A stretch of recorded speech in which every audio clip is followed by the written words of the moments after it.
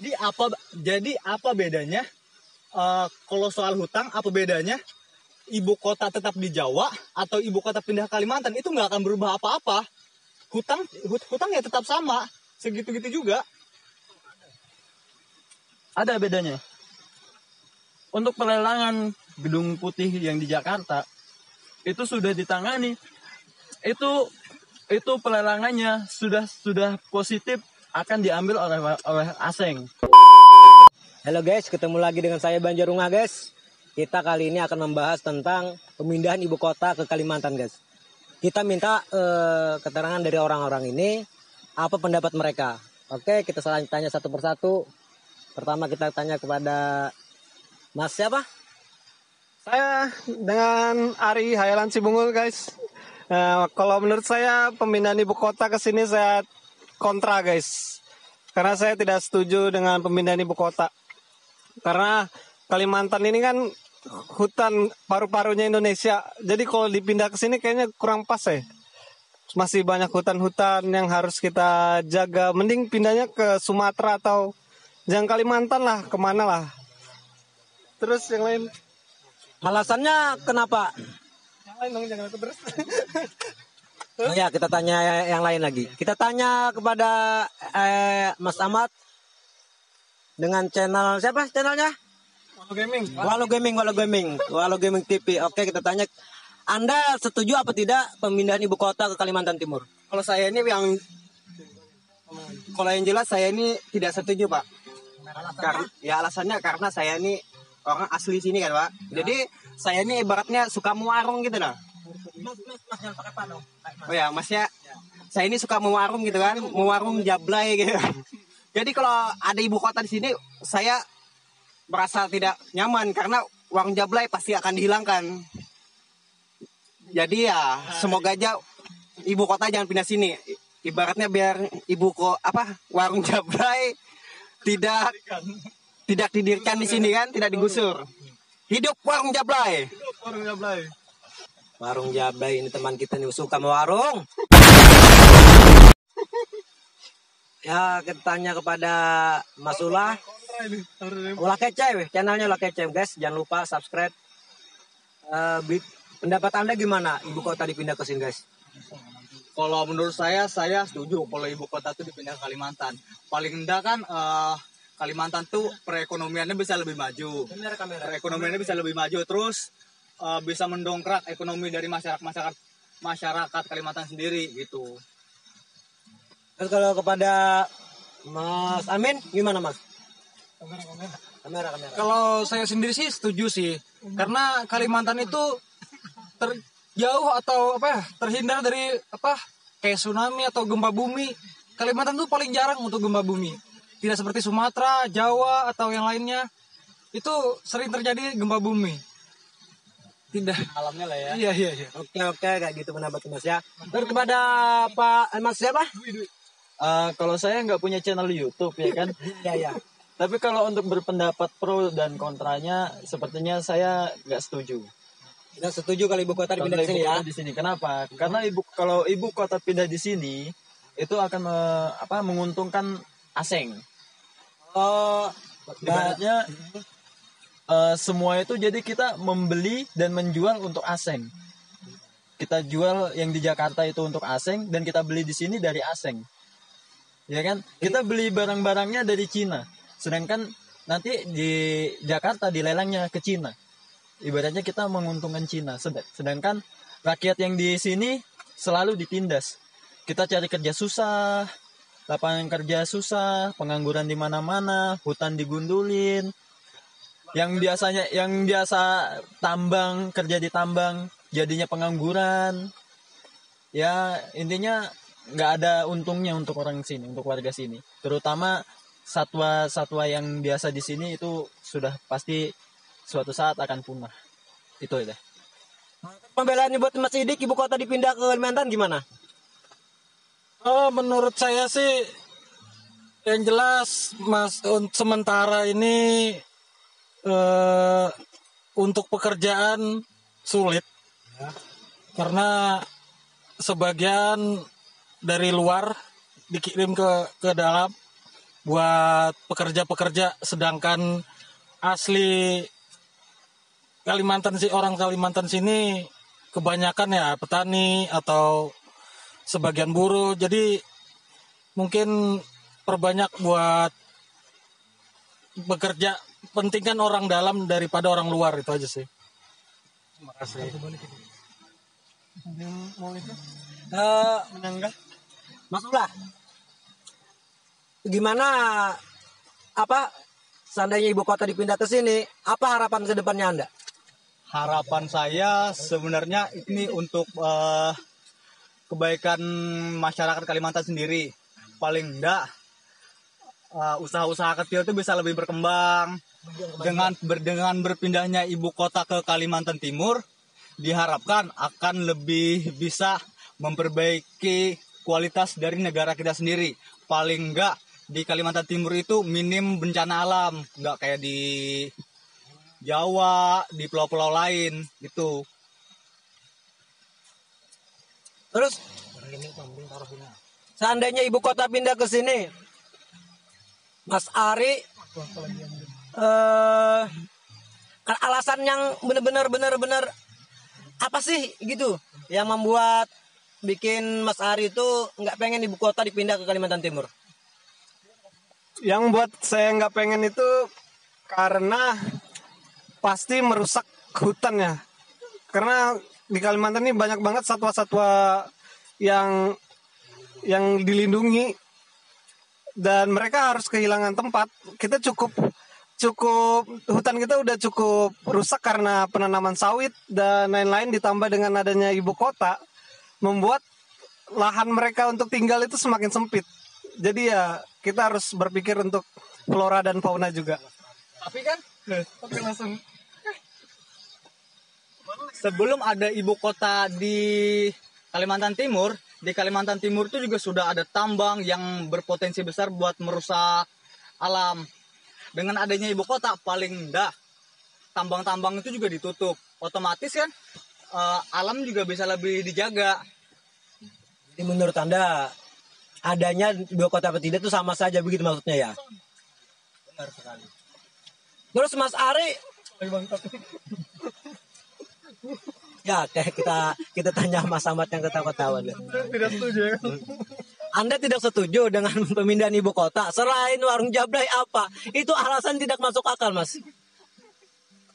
Sedangkan warung Jablay itu bisa kita pikirkan lah nanti sebagai ibu kota itulah. Dengan adanya ibu kota, warung Jablay makin meningkat. Ya, bisa jadi itu. Sebenarnya saya yang tidak setuju itu kan kalau ibu kota datang ke tempat kita ini kan, Aduh kamera. hutan ini ya pasti habis lah. Ibaratnya kita ini duduk ini sama-sama di hutan, di alam. Kita tidak tahu apa ibu kota sebelah sini atau kita masih bisa duduk di sini. Tidak tahu lagi ke depannya kita bisa duduk atau enggak di sini. Siapa tahu nih kan 5 tahun dari ibu kota dari sekarang dibangun, tempat yang kita dudukin ini bisa saja jadi tempat warung Jablay. Warung Jablay lagi, guys. Kayak kita tanya yang kepada yang pro. Saya ingin menambahkan, Tambahkan, Mas. ya, saya ingin menyangkal dari perkataan pada Bapak Ari tadi ya. Oh ya, Mas Ari. Aduh, maaf. Biar mukanya tua tapi mas aja nggak apa-apa. Kalau misalnya satwa-satwa yang dilindungi seperti sekarang, itu kan bisa direhabilitasi di penangkaran atau hutan Kalimantan ini luas. Masih banyak tempat-tempat yang bisa dibuat perkembangbiakan satwa-satwa liar itu.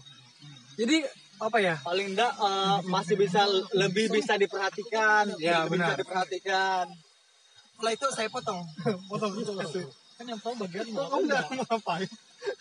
Hutan kan apa hewan yang dilindungi? Maksud Anda hewan apa tadi? Satwa yang dilindungi, rehabilitasi. Satwa liar maksudnya. Ya. Maksudnya tadi apa? Iya, satwa liar yang dilindungi kan banyak di Kalimantan itu kan, seperti terenggiling kan dilindungi. Kamu tak paham sih orang Jablay itu? Nah, jadi bilangnya maksudnya tadi kan, bilangnya kalau ada ibu kota kan hewan yang dilindungi itu kan bisa direhabilitasi kan? Ya di karantina. Ya, sedangkan ibaratnya kalau hewan itu bisa, ibaratnya dia itu harus perlu hutan yang alami di tempatnya. Ada bisa dibuatkan kebun raya. Ya, Bisa dibuatkan kebun raya untuk tempat hewan-hewan liar itu berkembang biak habitatnya. Tapi tidak sebebas sekarang. Ya, tapi tidak bisa se alami alam yang kita tempati ini. Ya betul. Kamu marahin lagi. Tahu gitu. Biar aku yang pegang. Seharusnya ya pemerintah harus memikirkan itu itu terlebih dahulu sebelum mendirikan ibu kota di Kalimantan. Maksudnya pemerintah itu harus merencanakan itu terlebih dahulu baru. Harus. Dengan adanya rencana pemindahan ibu kota Kalimantan, itu berarti mereka sudah memikirkan dengan matang plus minusnya, untung ruginya itu sudah ditimbang dengan mereka gitu. Jadi gini, di awal tadi kan saya bilang kalau ibu kota itu dipindahkan ke sini itu menguntungkan warga asing, ya kan? Tapi sudah dibantah tadi sama Mas Ulas, sudah dibantah. Apa tadi bantahannya? Ulang-ulang bantahan yang ada memang belum. Yang asing. Iya. Katanya kalau ibu kota dipindah ke sini, Banyak perusahaan asing. katanya kalau ibu kota dipindah ke sini banyak warga asing yang akan pindah ke sini. Justru perusahaan asing itu masuk ke Kalimantan, kan kebetulan Kalimantan ini masih banyak pengangguran, yang S1 pun pengangguran, bayangkan.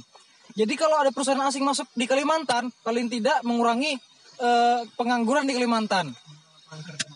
Ya, Membuka lapangan kerja ya. lebih tepatnya. Oh salah. Kenapa? Sedangkan untuk saat ini aja ibu kota belum dipindah. Sekarang by data aja kita bilang warga asing yang masuk ke Indonesia udah berapa? Sudah ada 500.000 jiwa. 500.000 jiwa masuk ke Indonesia. Dan sedangkan pengangguran di Indonesia sarjana S1 aja itu sudah ada berapa? Sudah ada 2.700 pengangguran. Udah separuhnya. Nah, sedangkan terus itu separuhnya itu mau dibawa kemana gitu loh. Seandainya ibu kota tidak dipindah ke sini, apakah jumlah itu akan berkurang? Dengan catatan pemerintah itu mengadakan atau menyelenggarakan sesuatu yang bisa bermanfaat dengan orang-orang yang berpendidikan ini. Sekarang gini, kalau misalkan ibu kota itu pindah ke Kalimantan Timur, otomatis di Kalimantan Timur ini bakalan ada perusahaan-perusahaan baru yang berdiri, pabrik-pabrik, perkantoran, itu semua tuh bakal menyerap tenaga kerja. Nah, itu akan berpotensi buat mengurangi pengangguran di Indonesia. Dan kemiskinan loh ya, dan kemiskinan di Kalimantan terutama. Benar. Dan itu membutuhkan lahan dan membuat satwa-satwa di hutan ini semakin sempit lahannya. Jadi itu juga harus dipikirkan, jangan cuma ekonomi, buat flora dan fauna juga harus kita pikirkan itu. Catatan hutan di Kalimantan ini seluas apa sih? Dan apa namanya? Hutan di Kalimantan itu, apakah ibu kota itu akan menghabisi hutan Kalimantan? Kalau untuk catatan hutan, kita punya hutan lindung itu seluas 15.000 hektar. Itu primer. Dan sekundernya itu sudah ada sekitar kemarin itu yang sudah kebakar ada sekitar 12.000. Jadi kalau seandainya ibu kota dipindah ke Kalimantan, apakah itu akan berkurang? Apakah itu akan habis? Nah, karena kita itu belum tahu desain yang untuk menjadikan ibu kota baru itu di mana, letaknya di mana, posisinya di mana, dan apakah hutan primer ini juga kena? Kan kami belum tahu, belum terima datanya seperti itu. Karena kemarin ada sayembara pembuatan ibu kota baru itu belum selesai. Maksudnya belum diketuk palu siapa yang memenangkan desainnya, siapa yang memenangkan berapa wilayah yang akan dijadikan ibu kota baru seperti itu. Kalau memang kamera dong. Kalau memang Anda belum tahu seberapa hutan yang bakal terpakai atau bagaimana desain ibu kota nanti, kenapa bisa tidak setuju, bisa menolak itu? Karena kan Harusnya minta data dulu terlebih dahulu ya. Karena kan kalaupun ibu kota dipindahkan ke Kalimantan, hutan yang terpakai itu pun hanya sepersekian persennya, nggak akan terlalu berpengaruh banyak buat kedepannya alam Kalimantan. Oke, kita ambil data yang sudah terjadi saat ini. Pembangunan untuk Kalimantan sendiri yang terbesar saat ini apa? Pembangunan jalan tol. Tahu nggak, jalan tol itu dimenangkan oleh 10 perusahaan 10 tender. 10 tender itu 6 diantaranya dari perusahaan asing. 4 diantaranya dari pemerintah sendiri. Terus pekerjanya di situ mayoritas asing. Kalau untuk yang di 4 ini, karena perusahaan dari Indonesia, itu kebanyakan memang dari Indonesia. Tapi untuk dari perusahaan asing, mereka kebanyakan mengambil dari asing. Ya, saya ingin menambahkan, karena kurangnya pengetahuan untuk warga lokal, ya kita perlu juga lah pengetahuan ilmu dari pekerja luar. Kita perlu juga, kita harus belajar. Karena yang didatangkan pun bukan karena yang didatangkan pun itu tenaga ahli, bukan tenaga sekedar pembantu aja, gitu loh maksudnya. Sekarang ini kenapa pemerintah itu memakai tenaga asing? Ada yang tahu di daerah sini? Karena hutang Indonesia, jika untuk membayar Cina, 7 turunan nggak akan lunas. Untuk itu dia memperkerjakan warga asing, warga Cina, untuk menutupi hutang-hutangnya yang bisa dibilang nggak akan lunas seumur hidup. Seperti itu. Jadi apa bedanya? Kalau soal hutang, apa bedanya? Ibu kota tetap di Jawa atau ibu kota pindah ke Kalimantan, itu nggak akan berubah apa-apa. Hutang ya tetap sama, segitu-gitu juga. Ada bedanya. Untuk pelelangan Gedung Putih yang di Jakarta, itu sudah ditangani. Itu pelelangannya sudah positif akan diambil oleh asing. Sahamnya itu sudah sekian persen, intinya di atas 50% itu diambil oleh asing.